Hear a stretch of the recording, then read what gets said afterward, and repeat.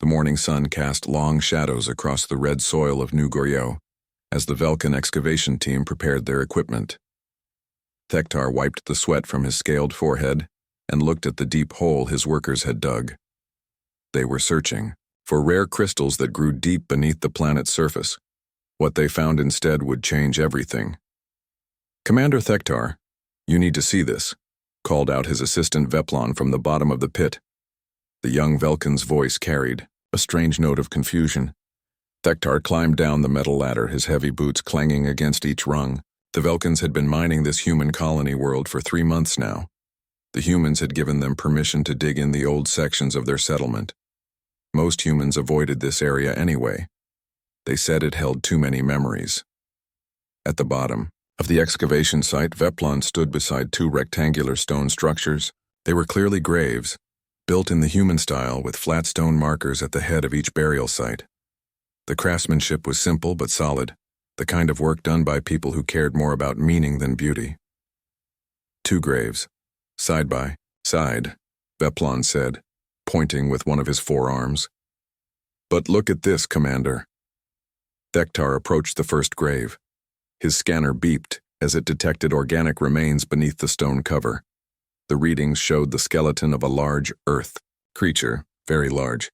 The bones were thick and dense, belonging to something that had been a powerful predator in life. "A tiger," Thektar said, reading the data from his scanner. "From Earth. These humans brought their planet's animals with them when they colonized this world." "Yes, but look at the second grave," Veplon said. Thektar moved to the adjacent burial site. His scanner hummed as it probed beneath the stone. The readings came back empty. No bones, no organic matter, no remains of any kind. Just empty soil that had been carefully arranged as if something had once been buried there. "Nothing," Thektar muttered. "The grave is empty." He knelt beside the stone marker and brushed away centuries of accumulated dirt. Carved letters became visible in the ancient human writing system. The words were weathered, but still readable. "Captain Kim Dae-ho," Thektar read aloud, translating the human script. "Defender of New Goryeo, born Earth year 2146, died New Goryeo year 2189. He sleeps beside his faithful companion." Veplon pointed to the tiger's grave marker. "And this one says Beho, loyal guardian, beloved friend." Thektar stood and dusted off his hands. In his 40 years of archaeological work across 12 different worlds, he had never encountered an empty grave that showed no signs of disturbance. His scanners could detect if soil had been moved or if a burial site had been robbed. This grave showed none of those signs. It was as if the body had simply vanished. "Commander," called another voice from above. Merkel, the team's xenobiologist, was climbing down into the pit. "The human settlement leader wants to speak with you. She says she has information about what you found." Thektar looked once more at the empty grave. The mystery intrigued him. Velkins prided themselves on their scientific approach to everything. Empty graves that defied explanation were not something he could simply ignore. The 3 Velkins climbed out of the excavation site and walked toward the human settlement. New Goryeo was a small colony, home to maybe 5,000 humans. Their buildings were simple structures made from local materials. Nothing impressive by Velkin standards, but they served their purpose. The settlement leader waited for them in the community center. She was a middle-aged human woman with graying hair and intelligent eyes. Her name was Park Sun-mi, and she served as both the town's historian and its unofficial leader. "You found the graves," she said without preamble as the Velkins entered. It was not a question. "Yes," Thektar replied. "We found a tiger's remains and an empty grave. Our scans show no signs of grave robbing or disturbance. Can you explain this?"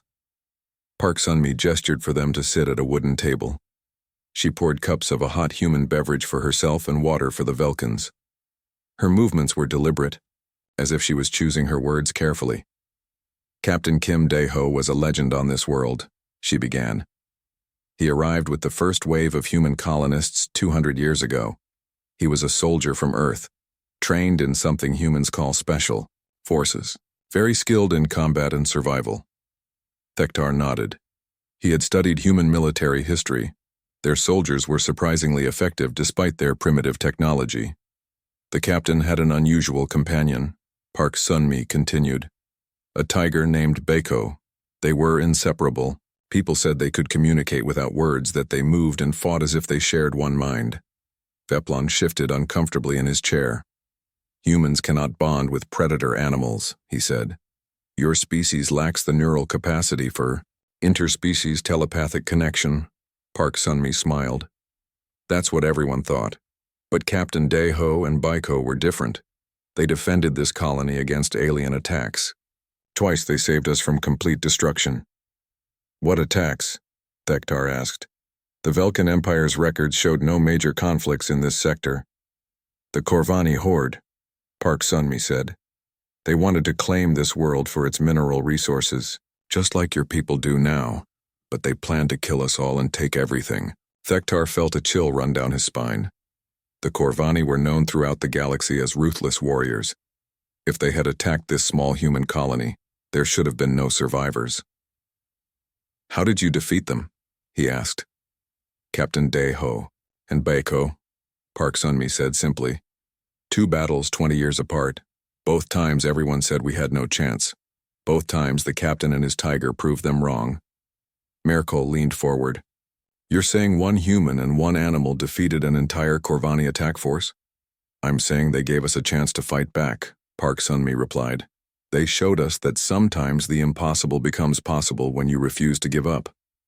Thektar looked out the window toward the excavation site. The empty grave suddenly felt less like a mystery and more like a puzzle with missing pieces. Tell us about their deaths, he said. Park Sun-mi's expression grew sad. That's a longer story, and a stranger one. If you really want to understand what you found out there, you'll need to hear all of it. Thektar exchanged glances with his team members. They had come to New Goryo looking for crystals. Instead, they had found something that challenged everything. They thought they knew about humans and their capabilities. We have time, Thektar said. Tell us everything. Park Sun-mi walked to the window and gazed toward the distant graves. The afternoon light cast everything in golden hues, making the red soil of New Goryo look almost warm. She remained silent for a long moment, as if gathering memories from the depths of time. Captain Kim Daeho was not like other humans, she began, turning back to face the 3 Velkans. Even when he first arrived on the colony ship, people noticed something different about him. He was quiet, watchful. He moved like a hunter even when he was just walking to the mess hall. Thektar activated his recording device. As an archaeologist, he had learned that oral histories often contained valuable information that written records missed. Daeho had been a soldier on Earth, Park Sun-mi continued. He fought in the resource wars in the Asian territories. When the colony ships started leaving Earth, he volunteered immediately. He said he was tired of fighting humans and wanted to help build something new.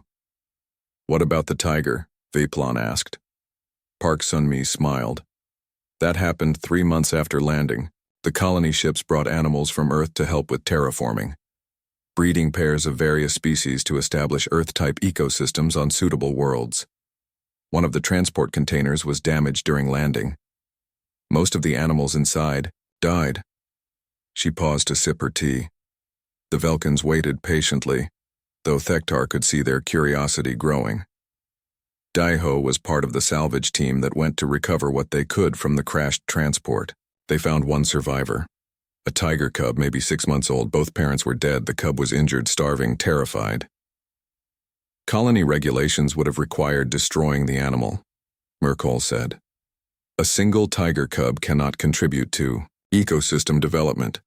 That's exactly what the colony administrators said, Park Sun-mi replied. But Daeho refused to let them kill the cub. He said he would take full responsibility for it. He would feed it, train it, keep it away from the other colonists. Thektar found this interesting. Humans were known for their emotional attachments, but caring for a dangerous predator seemed extreme even for their species. The colony leaders agreed, he asked. They had bigger problems to worry about, Park Sun-mi said. Getting the settlement established, dealing with equipment failures, figuring out how to grow food in alien soil. One man and one tiger seemed like a minor issue. She moved to a shelf and pulled down a data pad. The device was old but well-maintained. She touched the screen and showed them an image. The picture showed a young human male in simple work clothes. He had short dark hair and serious eyes. Beside him sat a large tiger with distinctive white markings on its face and chest. Both looked directly at the camera with an alertness that seemed almost identical. This was taken 2 years after Dae-ho rescued the cub, Park Sun-mi said. The tiger's name was Baeko. It means white tiger in the old Korean language. Veplon studied the image closely. The animal appears well-fed and healthy. But how did the human control such a dangerous predator? That's what everyone wondered, Park Sun-mi said. At first, people stayed away from Dae-ho's section of the settlement. They expected to hear screams one day, to find him torn apart by the tiger he was trying to tame. Instead, something else happened. She switched to another image. This one showed Dae-ho and Baeko working together to clear fallen trees from a road. The tiger seemed to understand exactly what needed to be done, moving logs with precise coordination, while the human directed the work. They developed a connection, Park Sun-mi said. Not training, not dominance. A real partnership. Dae-ho would start moving in one direction, and Baeko would already be heading there. The tiger would sense danger before any human could, and Dae-ho would respond to warnings he shouldn't have been able to understand. Merkel leaned forward with scientific interest. Impossible. Humans lack the neural structures necessary for telepathic bonding with other species. We Velkans have studied this extensively, yet here we are talking about a man and tiger who did exactly that, Park Sun-mi replied. Whether your science can explain it or not. Thektar was beginning to understand why this story had become legend among the colonists. When did they first face combat? Park Sun-mi's expression grew serious. 4 years after the colony was established. We had built a decent settlement by then. Farms were producing food. The manufacturing centers were working. Families were starting to feel like this could be home. That's when the Corvani scouts found us. She showed them another image, this one from the colony's surveillance system. It showed several large armored figures moving through the settlement's outer perimeter. The Corvani were impressive warriors, standing nearly 3 meters tall with natural armor plating and 4 powerful arms. They came at night, Park Sun-mi said. A scouting force to assess our defenses before the main attack. Colony security was just a few humans with basic weapons. We should have been helpless. But you weren't, Thektar said. Dae-ho and Baeko were patrolling the perimeter that night, Park Sun-mi continued. They encountered the Corvani scouts about 2 kilometers from the main settlement. What happened next became the foundation of every story told about them afterward. Dio activated an audio recording. The sound quality was poor, but they could hear the unmistakable sounds of combat. Energy weapons firing, roars that sounded like they came from no normal throat, and something else. A sound like perfect coordination between 2 very different types of fighters. This recording was made by Dae-ho's communication device, Park Sun-mi explained. It was the only evidence of what happened that night. The recording lasted 3 minutes. When it ended, the room was silent. 7 Corvani scouts, Park Sun-mi said quietly. Elite warriors with advanced weapons and armor. Dae-ho had a basic rifle and a combat knife. Baeko had his natural weapons. When the other colonists arrived at dawn, they found 7 dead Corvani and 2 beings sitting calmly beside their bodies. Veplon's eyes widened. 7 Corvani scouts, that's impossible. The evidence was right there in front of them, Park Sun-mi said. But more importantly, the Corvani main force received the scouts' final transmission.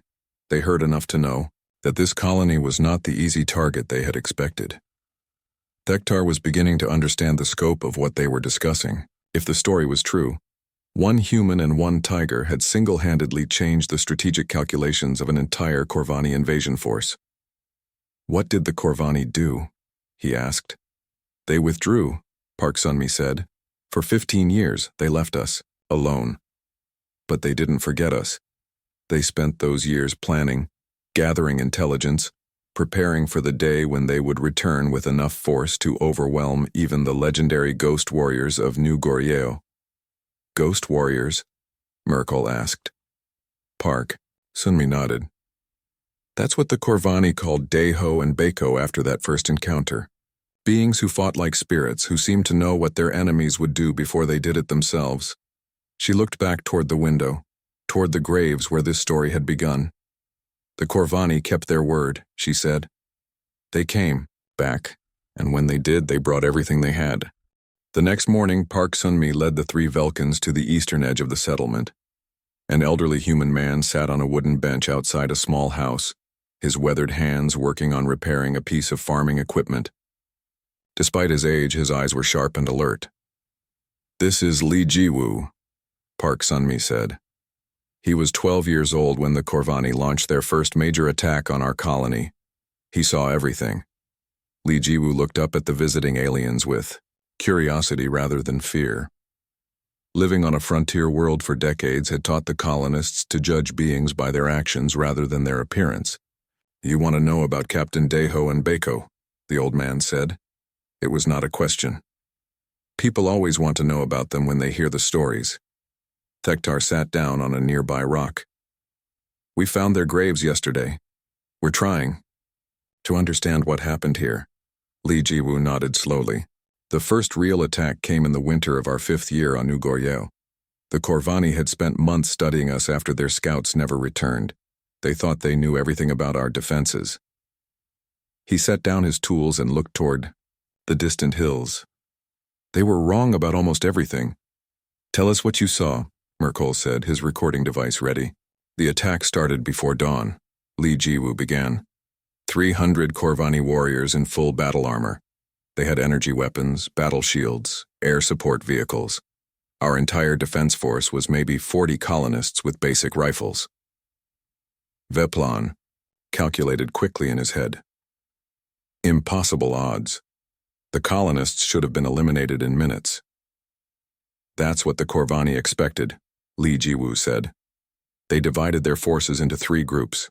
One would attack the main settlement, one would secure the landing field, and one would destroy our power generation facility. Simple, efficient, effective. The old man smiled at a memory. They didn't know about the early warning system. "What? Early warning system?" Thektar asked. "Bako," Li Jiwu said simply. "That tiger could sense danger from kilometers away. He woke up Captain Deho 2 hours before the first Corvani ship appeared on our scanners." Park Sunmi pulled out her datapad and showed them surveillance footage from that night. The image quality was poor, but they could see 2 figures moving through the darkness with impossible coordination. The human carried weapons and equipment. The tiger moved like a shadow, sometimes visible, sometimes seeming to disappear entirely. "Watch this part carefully," Li Jiwu said, pointing at the screen. "This is when they encountered the first Corvani squad." The footage showed 8 Corvani warriors advancing in perfect formation toward the settlement's outer buildings. They moved with military precision, their weapons ready, their armor gleaming in the artificial lights they carried. Then something extraordinary happened. Bako appeared behind the squad as if he had materialized from the ground itself. At the exact same moment, Deho opened fire from a position that should have been impossible to reach without being detected. The timing was perfect, as if both had known exactly when and where the other would act. "How did they coordinate that?" Veplan asked. "They had no communication devices, no visible signals. That's what made them so dangerous," Li Jiwu replied. "They didn't need to communicate because they were thinking the same thoughts." The footage continued. What followed was unlike any combat the Velkans had ever seen. Deho fought with the tactical intelligence of a trained soldier, but his movements had the fluid grace of a predator. Bako attacked with animal ferocity, but his targets were chosen with military precision. More importantly, they never interfered with each other. When Deho moved left, Bako was already moving right. When the tiger leaped to attack, the human was already positioning himself to cover the retreat. They flowed around each other like parts of a single organism. The Corvani had never seen anything like it, Li Jiwu said. Their battle doctrine assumed they were fighting separate opponents who needed time to coordinate with each other. Instead, they were fighting something that reacted faster than their own trained reflexes. Merkel studied the footage with scientific fascination. The neural synchronization required for this level of coordination should be impossible between different species. Our most advanced research has never achieved anything close to this. Yet there it is, Park Sun-mi said. Recorded and documented. The surveillance footage switched to another camera angle. This one showed the battle at the power generation facility. 12 Corvani warriors had expected to destroy critical equipment and cripple the colony's defenses. Instead, they found themselves trapped in a maze of machinery with two opponents who seemed to know their every move before they made it. Daeho used the industrial equipment like weapons, Lee Ji-woo explained. Electromagnetic fields to disrupt Corvani armor, steam vents to create concealment, heavy machinery to create barriers and traps. But he couldn't have done any of it without Baeko's ability to sense where the enemies were moving. The tiger, in the footage, moved through the facility like he had lived there his entire life. He used ventilation shafts, maintenance tunnels, and equipment platforms to appear exactly where he was needed, exactly when he was needed. The most amazing part, Lee Ji-woo continued, was when the Corvani called for air support. The footage showed a Corvani aircraft approaching the facility, its weapons preparing to level the entire structure. Daeho and Baeko were inside, still fighting ground forces with no apparent way to defend against an aerial attack. Then Baeko did something that defied explanation. The tiger suddenly sprinted toward the facility's main power coupling. The exact same moment, Daeho fired his weapon at a specific control panel. The combination of actions caused a massive electromagnetic pulse that disabled the aircraft's systems and sent it crashing into the ground. How could they have known that would work? Thektar asked. They shouldn't have, Lee Ji-woo said. Daeho was a soldier, not an engineer. He had no training in power systems or electromagnetic physics, but somehow he knew exactly what to do. And the tiger knew to help him do it, Veplon added. That's the mystery that nobody could ever solve, Park Sun-mi said. Individually, neither of them should have been capable of what they accomplished together. But as a team, they achieved things that our best scientists couldn't explain. The old man looked at the Velkans with serious eyes. The battle lasted 6 hours. When it was over, 260 Corvani warriors were dead or captured. The rest retreated to their ships and left our system. What about casualties among the colonists? Merkel asked. 14 wounded, Lee Ji-woo said. No deaths. The number stunned the Velkans into silence. A defending force of 40 humans had faced 300 elite Corvani warriors and achieved complete victory with minimal casualties. Military historians would have called it impossible. The Corvani survivors took a message back to their commanders, Park Sun-mi said. They reported that New Goryeo was defended by creatures that fought like demons and thought like machines, beings that could not be defeated by conventional tactics. Thektar was beginning to understand why the story had become legend. How long did the peace last? 15 years, Lee Ji-woo said. But the Corvani never forgot what happened here. They spent all that time preparing for their return. When they came back, they brought 10 times as many warriors and weapons designed specifically to counter everything they had learned about our ghost warriors. The old man's expression grew sad. That was when Captain Daeho and Baeko fought their final battle. That evening, Park Sun-mi brought the Velkans to meet another colonist. Cho Min-ho was the colony's chief engineer, a man in his 60s with steady hands and intelligent eyes. His workshop was filled with equipment that had kept New Goryeo running for decades through repairs, modifications, and creative solutions. Min-ho has access to the classified records from the final battle, Park Sun-mi explained. Colony leadership sealed most of the files, but as chief engineer, he needed to know what happened to understand how to rebuild afterward. Cho Min-ho gestured for them to sit around his workbench. The surface was covered with technical drawings and repair manuals, evidence of a mind that never stopped working on problems. The second Corvani attack was different from the first, he began. They had spent 15 years studying every detail of their defeat. They knew about Captain Daeho and Baeko. They came prepared. Thektar activated his recording device. How many ships did they bring?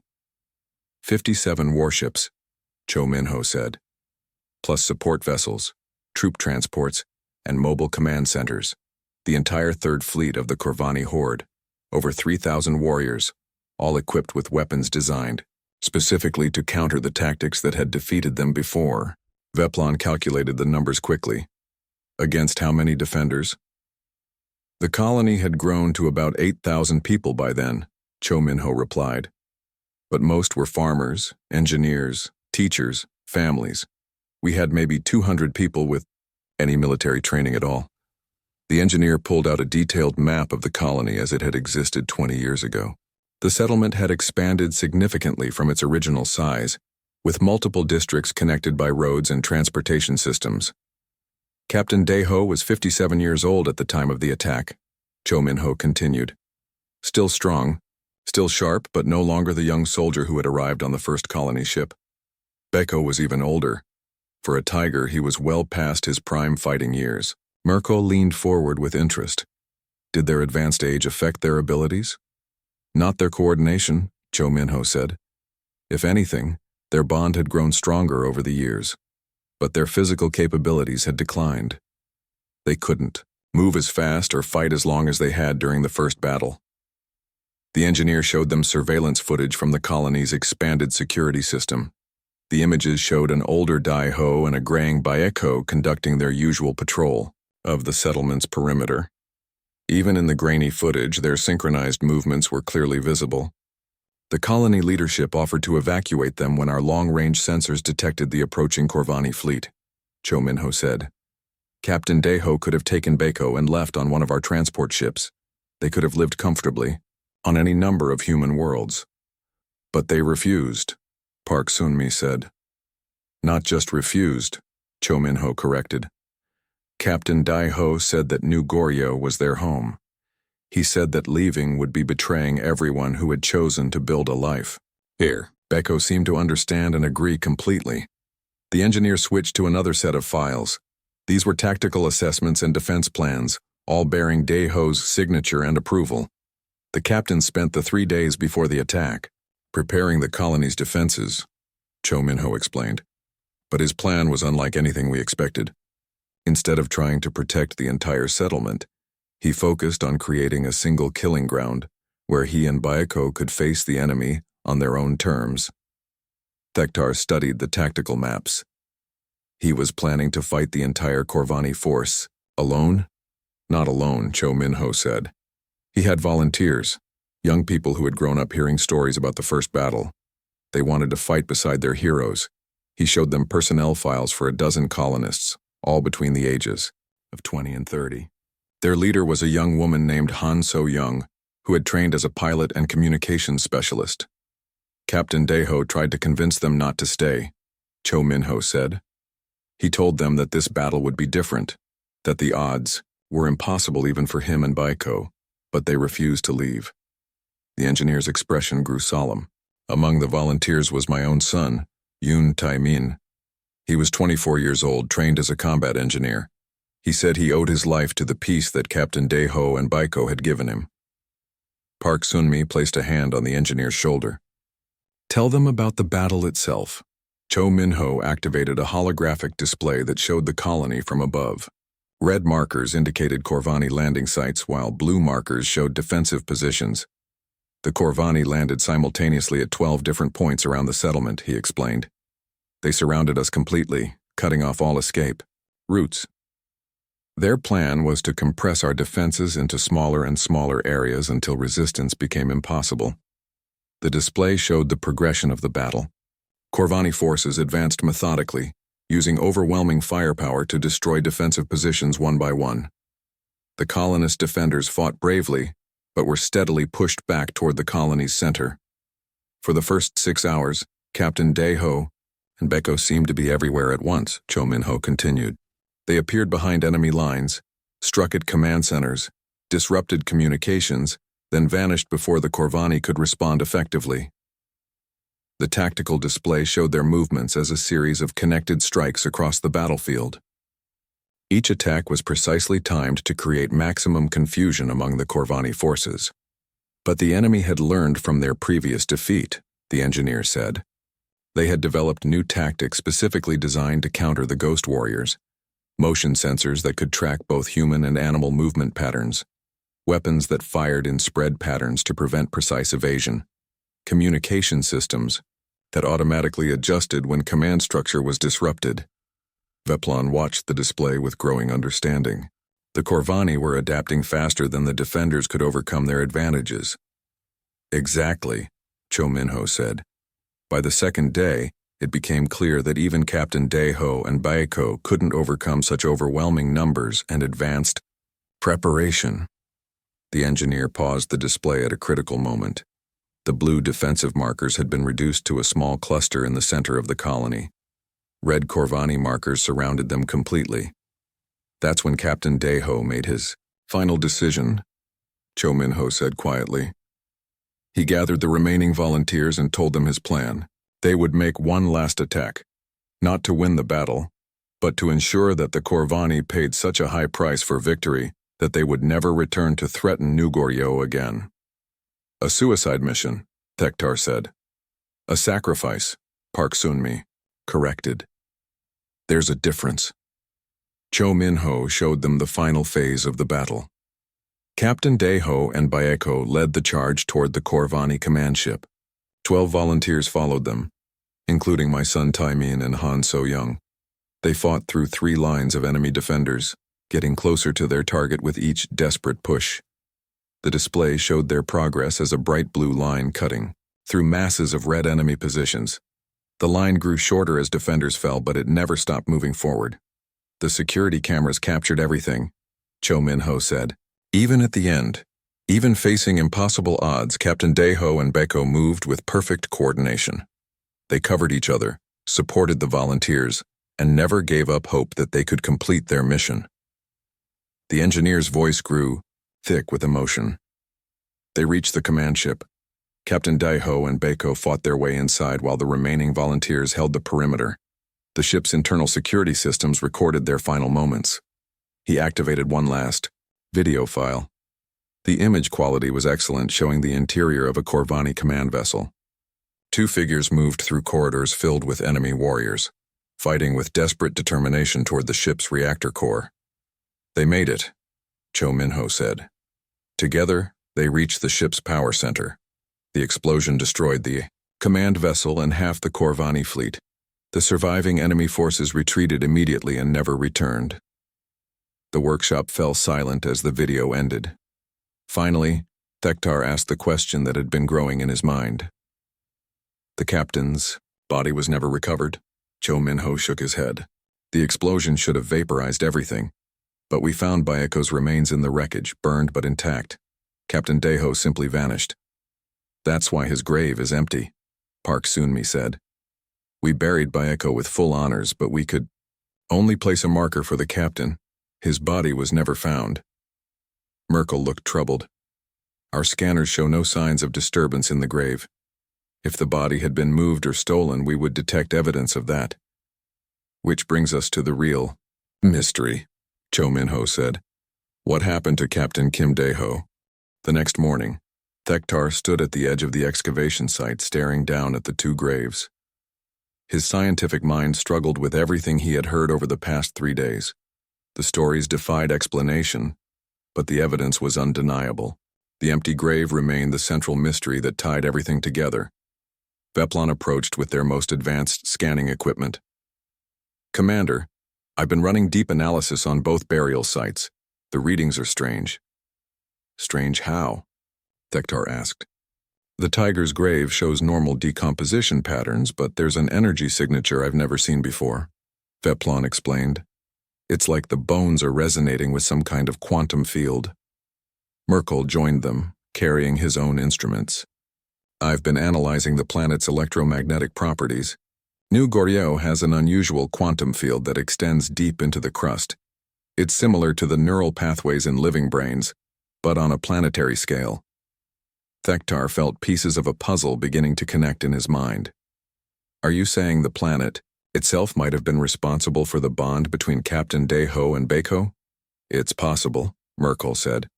If the planetary field could somehow synchronize neural activity between different species, it would explain their impossible coordination. Park Sun-mi arrived at the gravesite, followed by several other colonists. Word had spread through the settlement that the Velkans were close to understanding the mystery. People who had known Captain Deho and Beko came to witness whatever discovery might be made. "There's something else you need to know," Park Sun-mi said. "Something we've never told outsiders because we weren't sure anyone would believe us." Thektar looked at her expectantly. "Captain Deho didn't just disappear in the explosion," she continued. "In the days after the battle, people reported seeing him. Brief glimpses, usually at dawn or dusk, always with Beko. Hallucinations, brought on by grief," Veplan said dismissively. "That's what we thought at first," Park Sun-mi admitted. "But the sightings continued for months. Always the same description. Captain Deho and Beko moving together through the settlement, checking on people, making sure everyone was safe." An elderly woman stepped forward from the group of colonists. "I saw them 3 times, she said quietly. "Once when my daughter was sick with fever. I looked out my window and they were standing in my garden watching over the house. My daughter recovered the next morning." More colonists began sharing similar experiences. A farmer whose crops were being destroyed by local pests until the ghostly pair appeared in his fields. A child who got lost in the wilderness and was found safe the next day, claiming that a man and a tiger had led her home. "Ghost stories," Merkel said. "Common psychological responses to traumatic loss." "Perhaps," Park Sun-mi said. "But the sightings always stopped at the same place.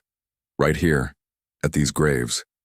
Thektar looked down at the burial sites with new understanding. "You think their consciousness somehow survived in the planetary field?" "I think their bond was so strong that not even death could break it," Park Sun-mi replied. "And I think this planet's unique properties allowed something to continue that should have ended." Veplan was studying his scanner readings more carefully. "Commander, the energy signature from the tiger's grave is increasing. It's responding to our presence." As if summoned by his words, the quantum field around the gravesite began to shimmer visibly. The air itself seemed to bend and twist, forming patterns that hurt to look at directly.